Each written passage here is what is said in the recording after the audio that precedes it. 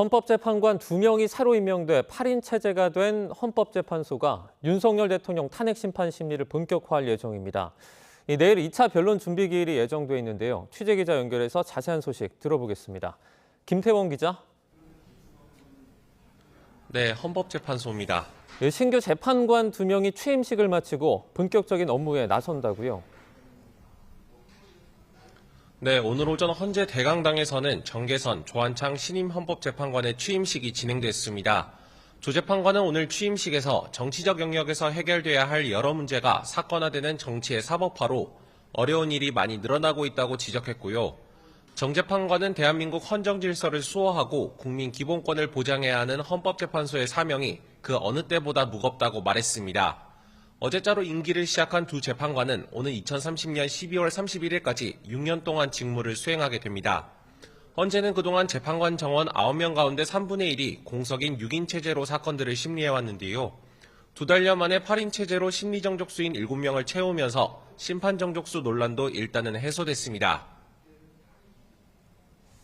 네, 신임 재판관들은 곧바로 윤 대통령 탄핵 사건 검토에도 나서는 거죠?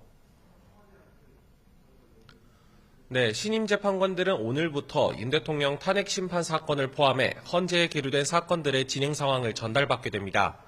오늘 재판관 평의는 별도로 예정돼 있지는 않은 것으로 전해진 가운데 각자 사건 검토를 이어갈 것으로 보입니다.